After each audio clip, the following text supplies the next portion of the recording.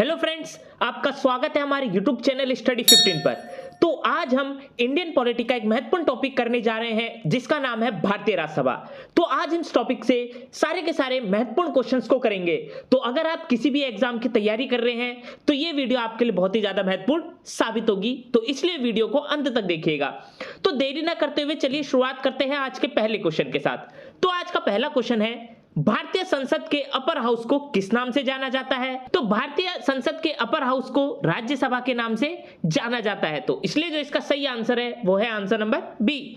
आज का अगला प्रश्न, राज्यसभा की कुल संख्या कितनी है? तो राज्यसभा की जो कुल संख्या है वो है 250। तो इसलिए जो इसका सही आंसर है वो है आंसर नंबर ए। आज का अगला प्रश्न, राज्यसभा में निर्वाचित सदस्यों की अधिकतम संख्या कितनी है? तो राज्यसभा में जो निर्वाचित सदस्यों की अधिकतम संख्या होती है वो है 238। तो इसलिए जो इसका सही आंसर है वो है आंसर नंबर बी। आज का अगला प्रश्न, राज्यसभा का सदस्य बनने के लिए न्यूनतम आयु कितनी होनी चाहिए? तो राज्यसभा का सदस्य बनने के लिए जो न्यूनतम आयु होनी चाहिए वो है 30 वर्ष। तो इसलिए जो इसका सही आंसर है वो है आंसर नंबर सी।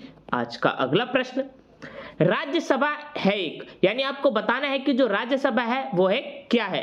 तो राज्यसभा क्या है? एक स्थायी सदन है। तो इसलिए जो इसका सही आंसर है वो है आंसर नंबर ए। आज का अगला प्रश्न, राज्यसभा को स्थायी सदन कहते हैं क्योंकि, यानी राज्यसभा को स्थायी सदन क्यों कहा जाता है? तो जो राज्यसभा है इसको स्थायी सदन इसलिए कहा जाता है क्योंकि इसे विघटित नहीं किया जा सकता। तो इसलिए जो इसका सही आंसर है वो है आंसर नंबर बी।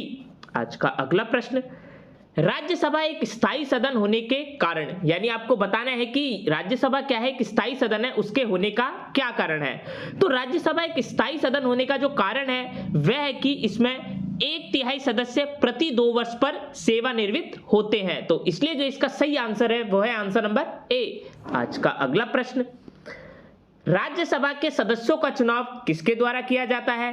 तो राज्यसभा के जो सदस्यों का चुनाव किया जाता है वो किया जाता है विधानसभा के चुने हुए सदस्यों द्वारा। तो इसलिए जो इसका सही आंसर है वो है आंसर नंबर ए। आज का अगला प्रश्न, राज्यसभा का कार्यकाल जो मूल संविधान के अंतर्गत 5 वर्ष का था 42वें संशोधन द्वारा बढ़ाकर कितना कर दिया गया है? तो राज्यसभा का जो कार्यकाल 42वें संशोधन द्वारा बढ़ाकर कर दिया गया है वो है 6 वर्ष। तो इसलिए जो इसका सही आंसर है वो है आंसर नंबर सी। आज का अगला प्रश्न, राज्यसभा में राज्यों का प्रतिनिधित्व किस बात पर निर्भर करता है?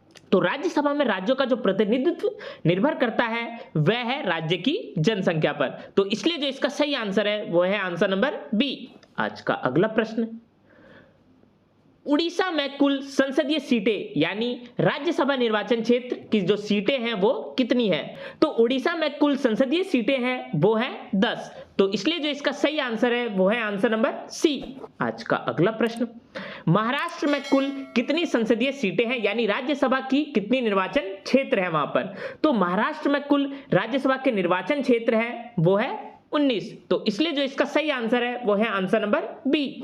आज का अगला प्रश्न, त्रिपुरा में कुल कितनी संसदीय सीटें हैं, यानी राज्यसभा निर्वाचन क्षेत्र कितने हैं त्रिपुरा में? तो त्रिपुरा में कुल 1 संसदीय सीटें हैं, वो भी राज्यसभा की। तो इसलिए जो इसका सही आंसर है वो है आंसर नंबर बी।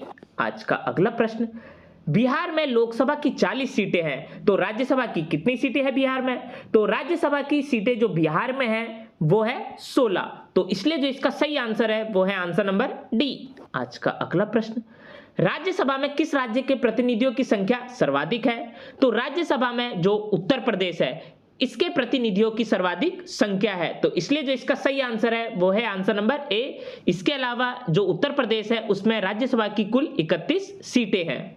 आज का अगला प्रश्न, निम्नलिखित राज्य युग्मों में से किसे राज्यसभा में समान प्रतिनिधित्व प्राप्त है? तो इसमें से जो राज्य है जिन्हें राज्यसभा में समान प्रतिनिधित्व प्राप्त है वह है मध्य प्रदेश तथा गुजरात। इसमें राज्यसभा की कुल 11 सीटें हैं। तो इसलिए जो इसका सही आंसर है वो है आंसर नंबर बी।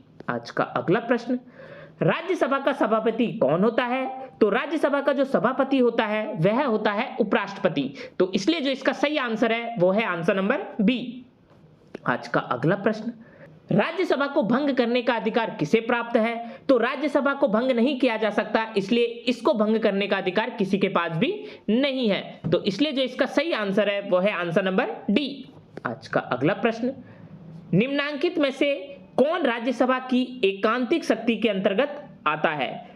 तो इसमें से जो राज्यसभा की एकांतिक शक्ति के अंतर्गत आता है वह है अखिल भारतीय सेवाओं का सृजन। तो इसलिए जो इसका सही आंसर है वो है आंसर नंबर ए। ये बहुत ही ज्यादा इंपॉर्टेंट क्वेश्चन है। आज का अगला प्रश्न, राज्यसभा धन विधेयक पर अपनी सहमति कितने दिनों तक रोक सकती है? तो राज्यसभा में जो धन विधेयक है वह अपनी सहमति के लिए इसे 14 दिन तक रोक सकती है। तो इसलिए जो इसका सही आंसर है वो है आंसर नंबर ए। आज का अगला प्रश्न, लोकसभा द्वारा पारित धन विधेयक राज्यसभा द्वारा भी पारित मान लिया जाता है यदि उच्च सदन पर उस पर किसी समय सीमा में कार्य संपादन ना कर सके। तो लोकसभा द्वारा पारित धन विधेयक राज्यसभा द्वारा भी पारित मान लिया जाता है यदि उच्च सदन में वह 14 दिन की सीमा में कार्य संपादन ना कर सके। तो इसलिए जो इसका सही आंसर है वो है आंसर नंबर बी। आज का अगला प्रश्न, राज्यसभा के लिए नामित प्रथम फिल्म अभिनेत्री कौन थी? तो राज्यसभा के लिए जो नामित प्रथम फिल्म अभिनेत्री थी वह थी नरगिस दत्त। तो इसलिए जो इसका सही आंसर है वो है आंसर नंबर ए। आज का अगला प्रश्न, ऊपरी सदन यानी राज्यसभा के कितने सदस्यों की नियुक्ति भारत के राष्ट्रपति द्वारा की जा सकती है? तो ऊपरी सदन के जो 12 सदस्य हैं उनकी जो नियुक्ति है वह भारत के राष्ट्रपति द्वारा की जा सकती है। तो इसलिए जो इसका सही आंसर है वो है आंसर नंबर बी। आज का अगला प्रश्न, राष्ट्रपति द्वारा राज्यसभाओं के सदस्यों के नामांकन का नियम किस देश के संविधान से लिया गया है? Important question exam point of view से। तो राष्ट्रपति द्वारा राज्यसभा के सदस्यों के नामांकन का जो नियम है वह लिया गया है आयरलैंड के संविधान से। तो इसलिए जो इसका सही आंसर है वो है आंसर नंबर बी। आज का अगला प्रश्न, किस सदन में अध्यक्ष उस सदन का सदस्य नहीं होता है? तो जो ये राज्यसभा है उसमें जो इसका अध्यक्ष होता है वह इस सदन का सदस्य नहीं होता है। तो इसलिए जो इसका सही आंसर है वो है आंसर नंबर बी। और जो उच्च सदन है यानी जो राज्यसभा है उसमें जो अध्यक्ष होता है वह होते हैं भारत के उपराष्ट्रपति।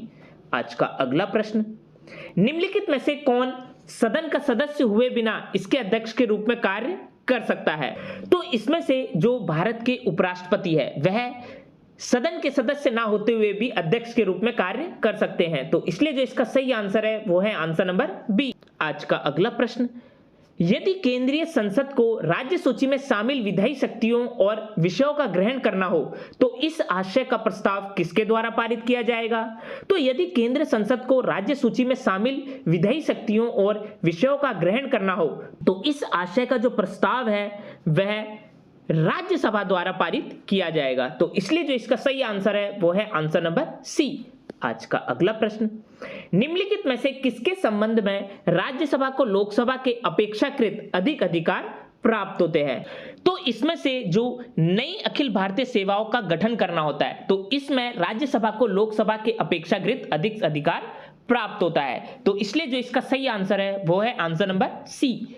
आज का अगला प्रश्न, निम्नलिखित में से संसद की वह स्थायी समिति कौन सी है जिसमें राज्यसभा के सदस्य शामिल नहीं होते हैं? तो इसमें से जो प्राक्कलन समिति है इसमें राज्यसभा के सदस्य शामिल नहीं होते हैं। तो इसलिए जो इसका सही आंसर है वो है आंसर नंबर बी। आज का अगला प्रश्न, ऐसे व्यक्ति कौन है जो राज्यसभा के सदस्य होते हुए राज्यसभा और लोकसभा दोनों में बोल सकते हैं? तो ऐसे व्यक्ति हैं वे मंत्री जो राज्यसभा के सदस्य हैं वे राज्यसभा के सदस्य होते हुए भी राज्यसभा और लोकसभा दोनों में बोल सकते हैं। तो इसलिए जो इसका सही आंसर है वो है आंसर नंबर डी।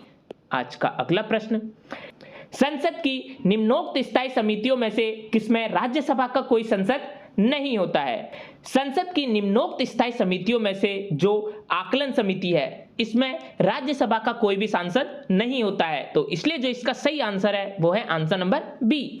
आज का अगला प्रश्न, निम्न में से किस परिस्थिति के अंतर्गत राज्यसभा को भंग किया जा सकता है? तो इसमें से किसी भी परिस्थिति में राज्यसभा को भंग नहीं किया जा सकता है। तो इसलिए जो इसका सही आंसर है वो है आंसर नंबर डी। आज का अगला प्रश्न, भारत के संविधान की कौन सी अनुसूची राज्यसभा में सीटों के बंटवारे का निर्धारण करती है? तो तो भारत के संविधान की जो चौथी अनुसूची है वह राज्यसभा में सीटों के बंटवारे का निर्धारण करती है। तो इसलिए जो इसका सही आंसर है वो है आंसर नंबर बी। तो ये थे भारतीय राज्यसभाओं से रिलेटेड बहुत ही ज्यादा महत्वपूर्ण क्वेश्चंस जो आपके आने वाले एग्जाम्स के लिए बहुत ही ज्यादा इंपॉर्टेंट है। तो अगर ये वीडियो आपको अच्छी लगी तो जाकर हमारे चैनल को सब्सक्राइब करिए और लाइक के बटन को दबाना ना भूलिएगा।